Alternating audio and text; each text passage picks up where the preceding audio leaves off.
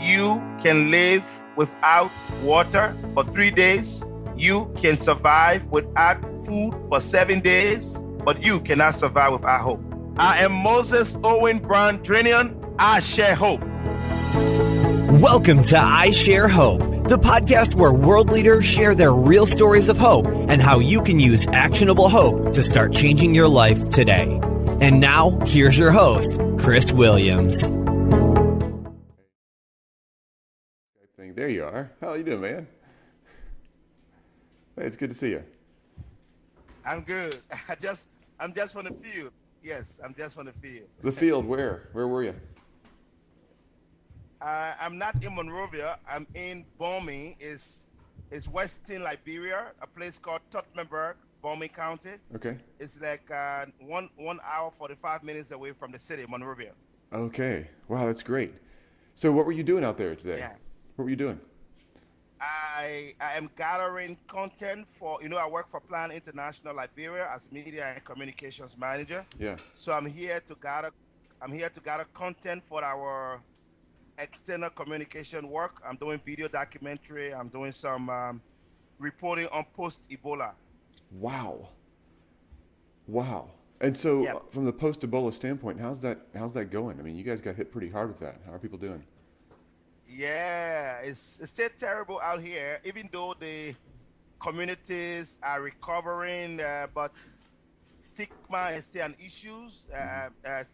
There were some communities that were terribly affected by the Ebola crisis, and people don't still want to come around in the community to support them, and they are catching hell according to them. And you can see for yourself, businesses not going, they don't have access to safe drinking water.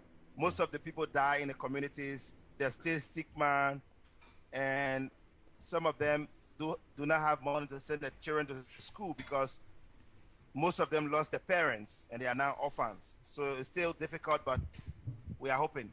Wow.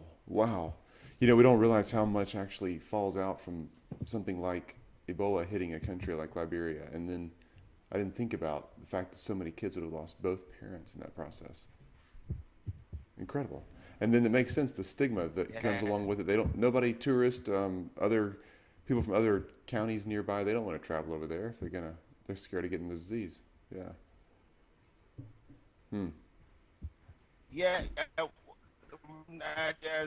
There's report coming in from Guinea that is not far away from Lofa, a bordering area where we're hearing cases coming up in Guinea. So people here are already panicking, and they fear that it could come back to Liberia soon. So towns and villages around and other communities and counties are afraid because the messages have kind of declined. People do not have materials that they were using for prevention of Ebola. Those materials are no longer around, even though they have the Ebola prevention buckets that were distributed by NGOs, but the chlorides, the soap, the hygiene kits, they do not have them anymore because some organizations pull out, some are in, but they are now focusing on recovery. So they don't have those things in place. So anytime Ebola could come back, it will be a disaster. Wow. So you're bringing awareness to that, trying to get more support, still like ongoing support? Yes. More sustainable? Yeah, so, yes, what we're doing right now for Plan International, we have a 2-year strategic plan that is looking at the recovery, where we are providing support to watch water sanitation and hygiene. We are digging wells and hand pumps for safe drinking water. We are also providing safe schools, hygiene kits to schools for kids to have those things in school so that they go to school safe. And then we're also building some schools and helping to revamp the health sector, bringing resilience in the communities. That is happening right now. Great But work. we are just, an organization. There are so many other organizations, but we're one of the people that stay here doing recovery in the Ebola. That's great. Great work. I'm glad you're doing it. Thank you. Hey, well, So Okay. Moses Browne is your name. You're in Liberia. Is Moses Browne your real name? Yes, Moses Owen Browne Jr. That's my real name. That's such a Western name. I didn't expect that from a guy who was born and raised in Liberia. Yes, according to our history, Liberia got independence from a group called the American Colonization Society in 1847. Okay. And that group is made out of people from different regions, from Europe, from Asia, from Africa, from America. So my father made me to understand that my great great grandfather migrated from England. So Okay. I don't know, but that's the history. So I have some background way there, but that's what they told me. But I was born here, my father born here, my parents born here, raised here, grew up here, and do everything here. Even though I've had the opportunities to travel out of Liberia to the U.S., to some of the countries in Europe Sure. and Africa, but most of my upbringing is from Liberia. That makes sense, and it makes sense where the naming history would come from. Then, yeah. Huh. What a cool history. That's a long way back. Great grandfather. Yeah, great great great grandfather. So his name, yeah, that his name was Owen Brown. Okay. Owen Brown. So then he gave birth to my great granddad, and I mean there's a history of they migrated here in a place called Grand Bassa. When Liberia was founded, just three counties Okay. that founded Liberia: Grand Bassa, Sino, and Montserrado. Montserrado is the county where you have Monrovia, the capital city.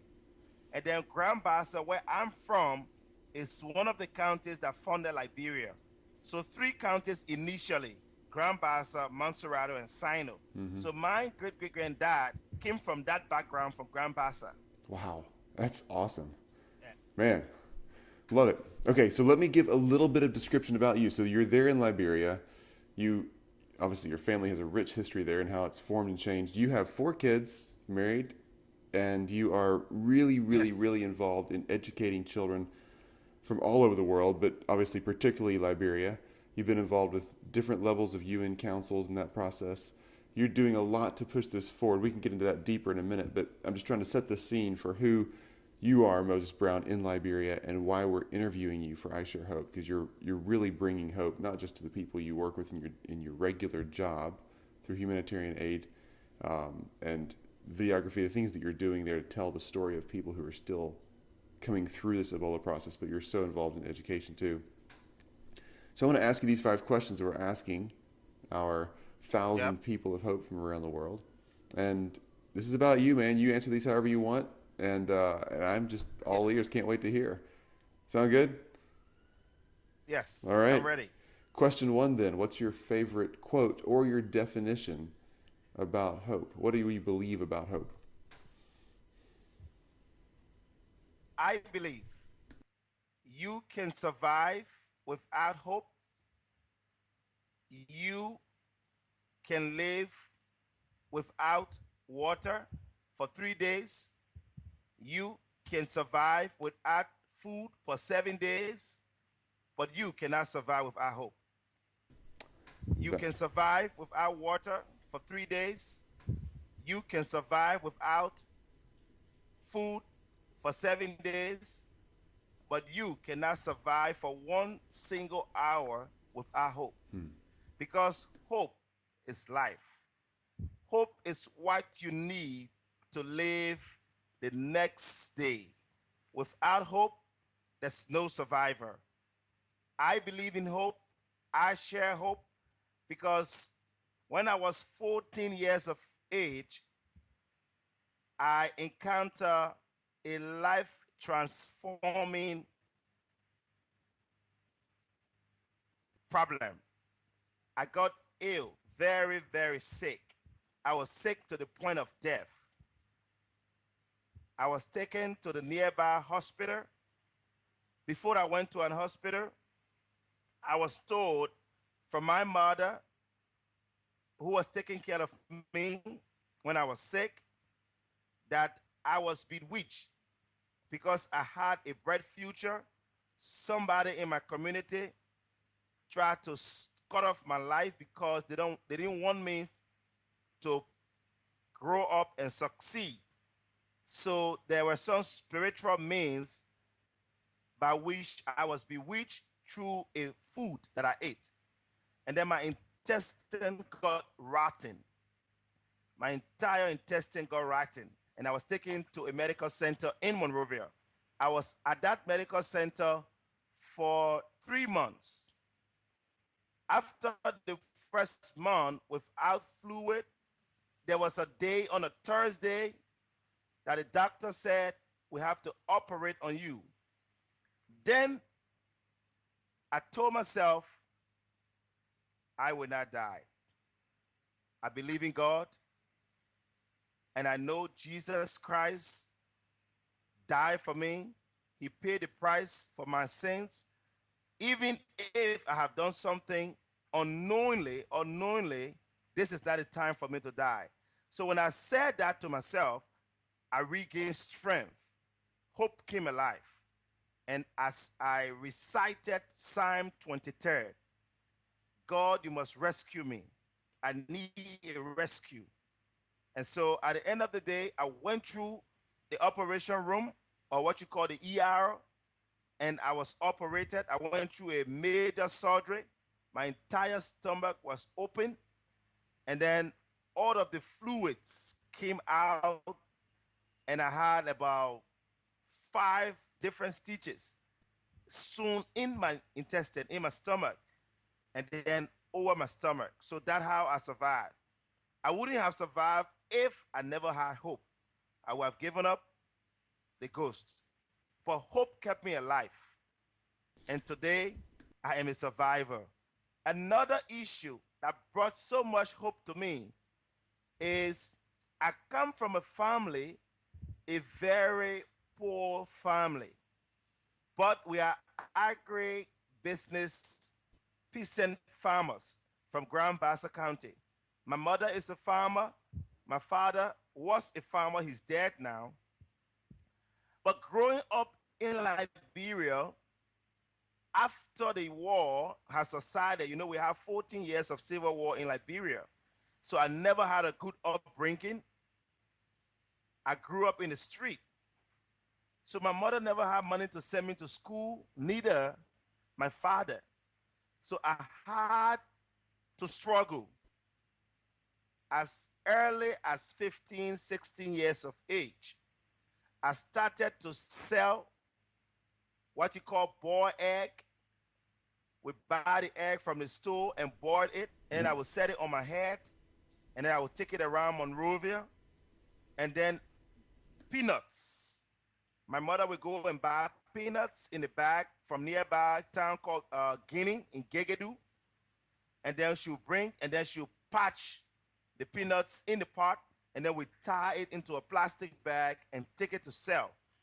And I will have that on my head all around Monrovia. I did that for close to 8 years. That was how I was able to go to school. And I started to beg for money in the street.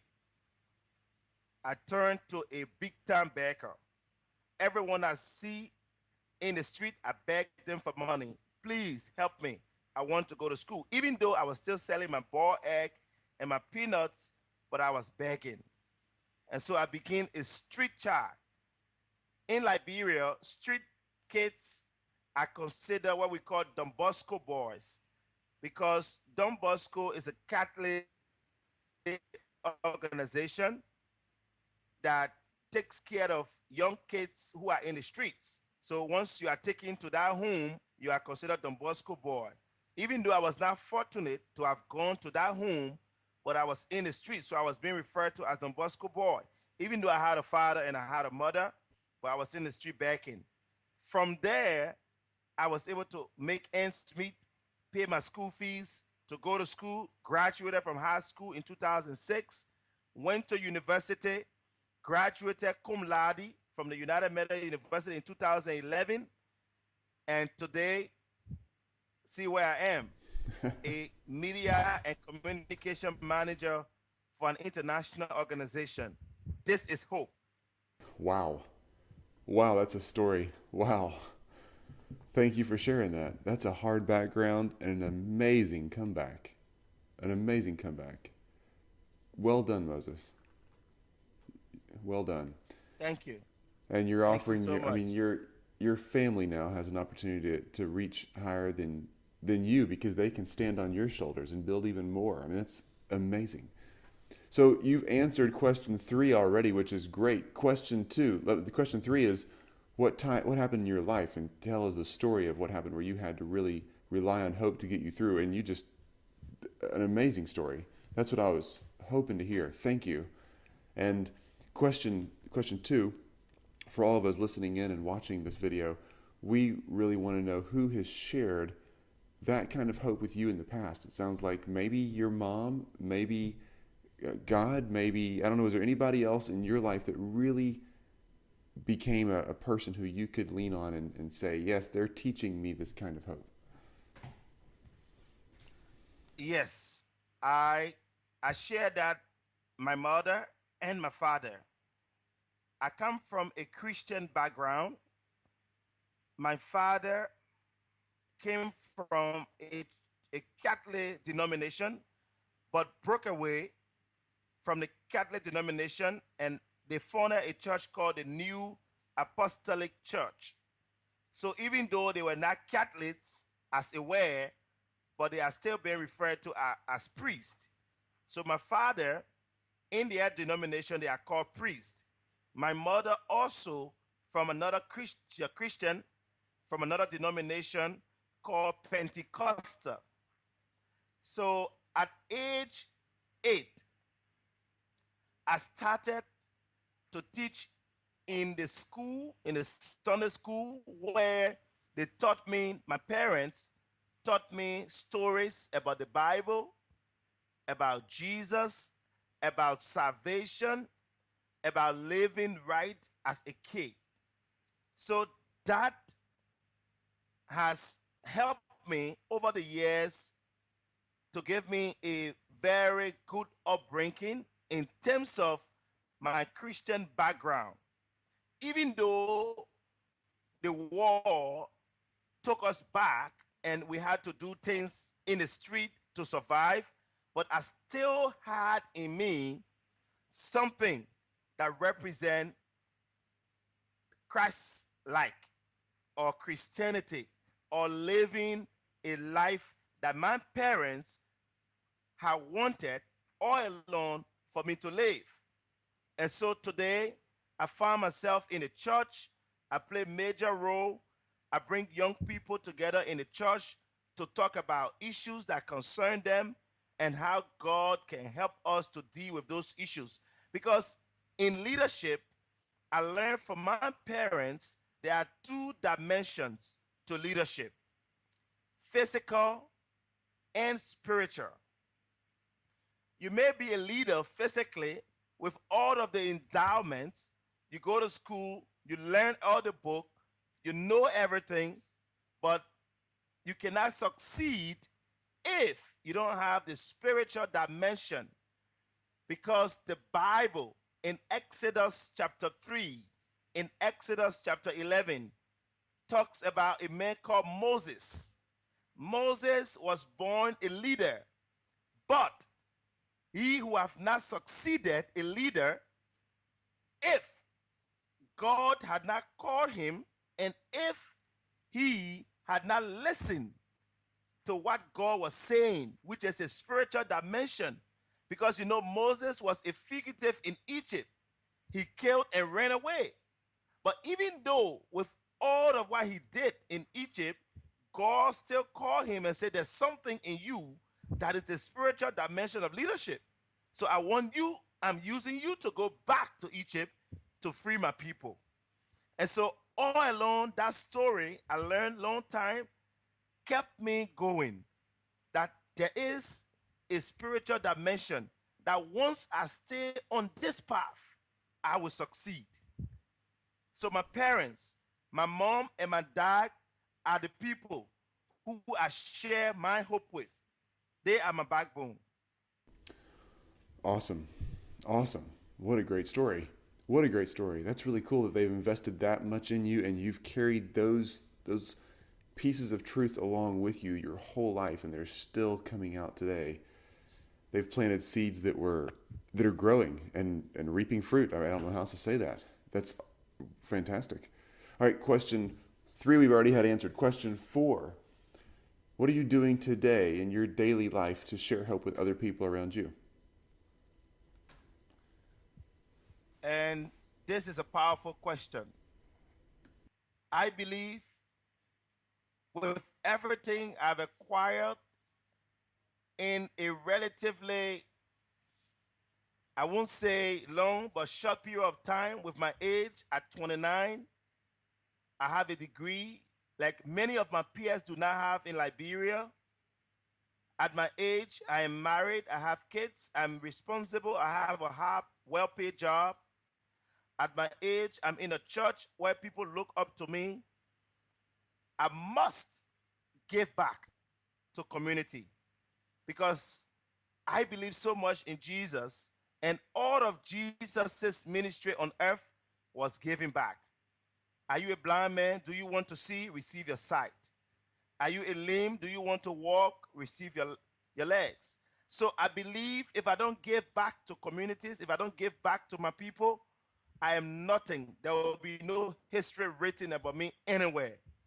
So every day I impress on people. Right now, I'm in Western Liberia, a place called Bomi. Tottenberg is the city. We are from 2 communities.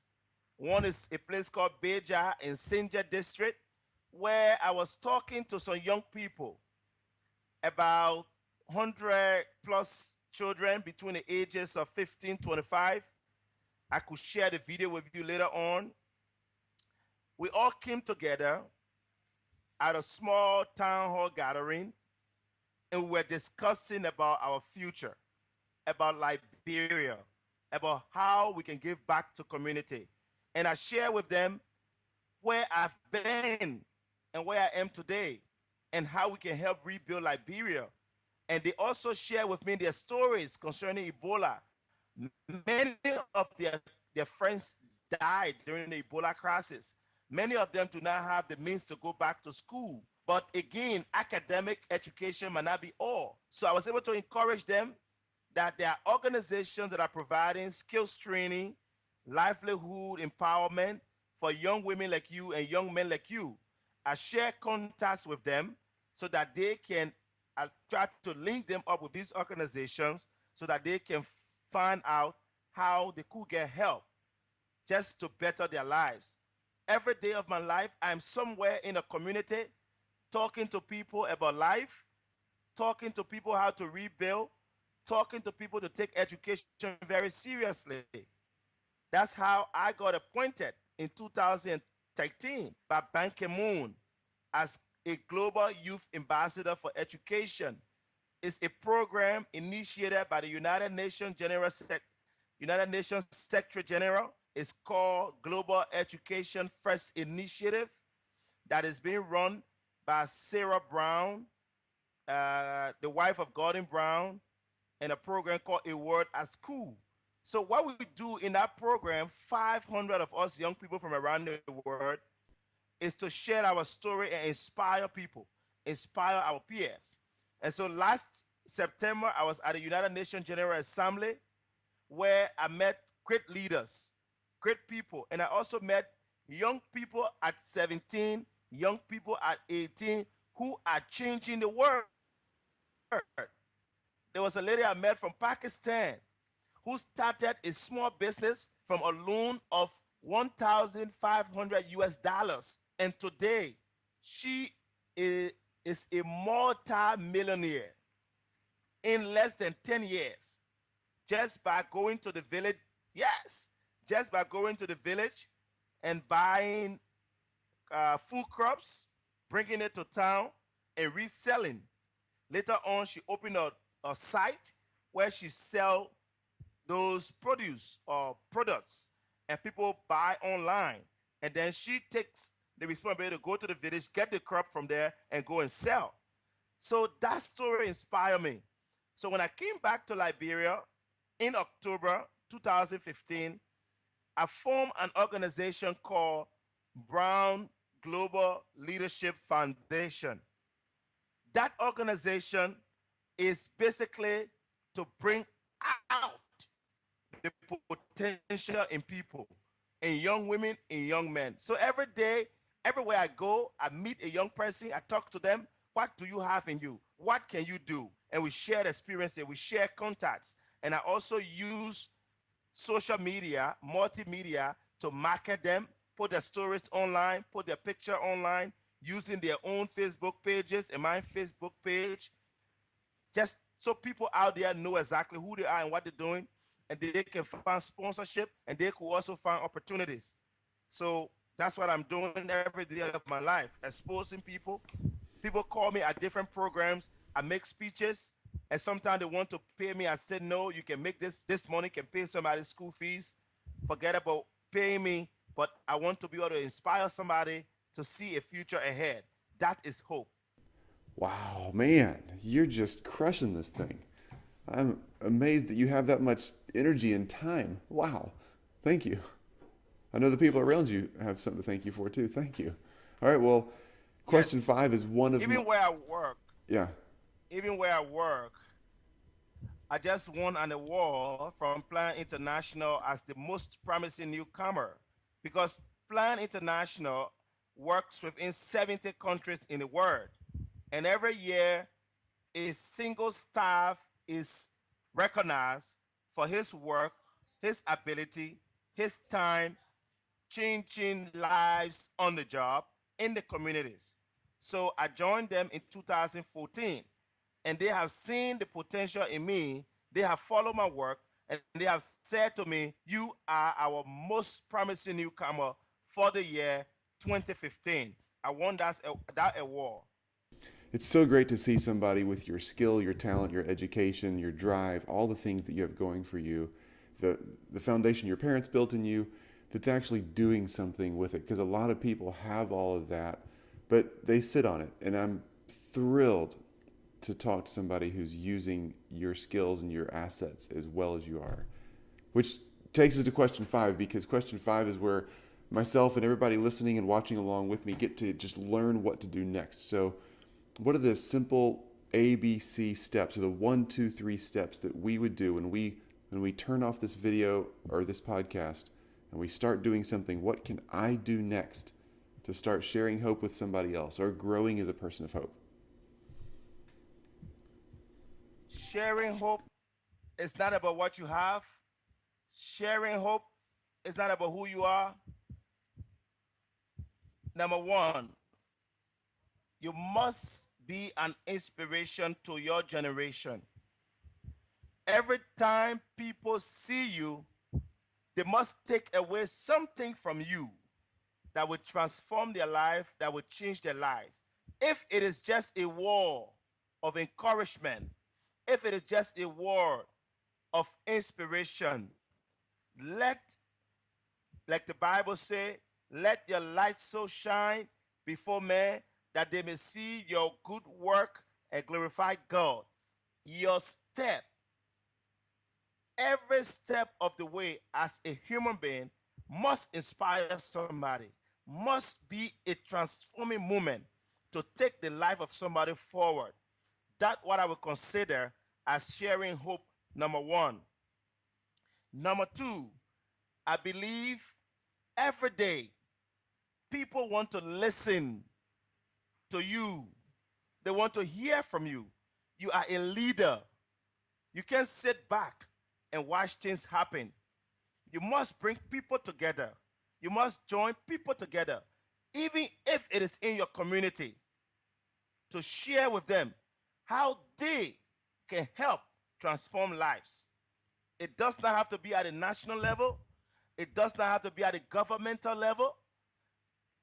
You might not be an employee or an employer, but as an ordinary person in your capacity, you can transform life by bringing people together in your community and sharing experiences. And those stories can inspire people who attend those events. That's my number 2 point. My number 3 point is to give back, give back, give back, and give back. There are children out here in Liberia where I am, where we meet every day. They just need to drink water to survive. Some of them don't have safe drinking water. Some of them just need 100 United States dollars to go to school for the next 2 semesters. Some need just 50 US dollars to go to school for the next 2 semesters.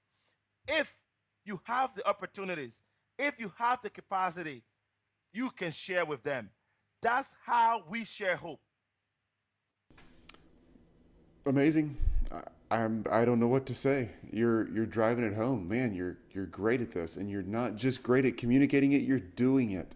You are actually sharing hope.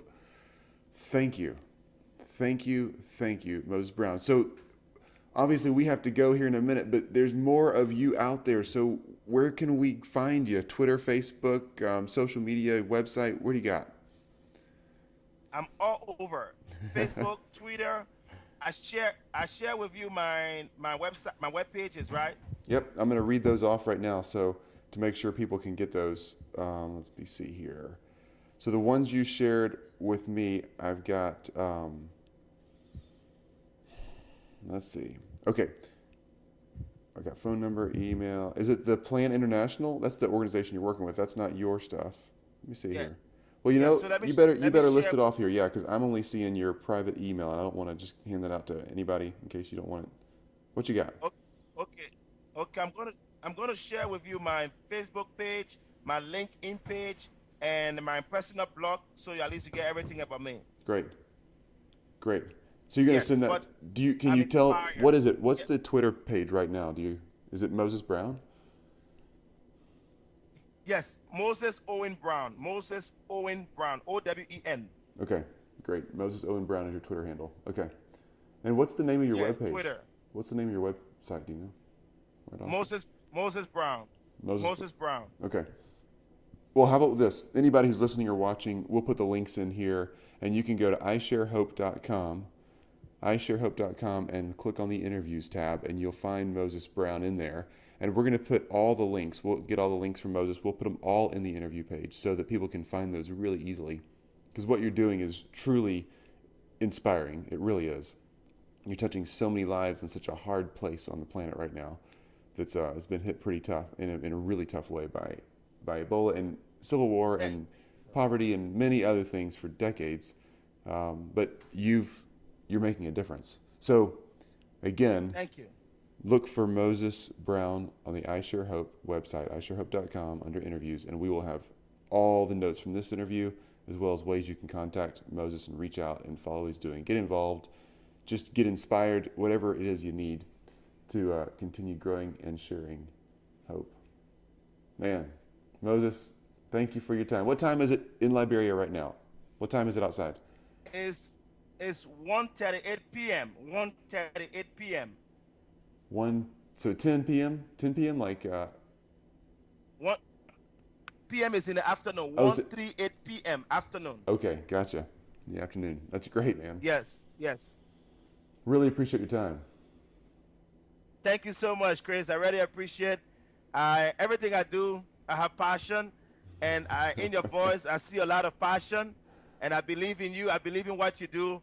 I Share Hope is a very big project, and I'm going to pray that this project will keep scaling heights. This project will keep succeeding, because this is the kind of project we need to inspire people, to let people share their stories, so that the world will know that there are still great people in the world who can change the world. Yes, I agree 100%. Well, leave us with a quote here, Moses. We have everybody say their name and I Share Hope, so that we can use that at the beginning of your interview on the podcast. So say, I'm Moses Browne and I Share Hope. I am Moses Owen Browne Jr. I Share Hope. I love it. How do you say I Share Hope in your native language? In Basa, I would say, on nyo popo we bo nyombi. I love the way that sounds. Awesome, man. Thank you. Thank you. Have a great evening. All right. Bye-bye. You've just listened to I Share Hope. If you're ready to make a change, head to our website at isharehope.com and claim your free copy of the Top 10 Actions of Hope from World Leaders to use hope in your own life. Thanks for listening, and we'll talk to you next time.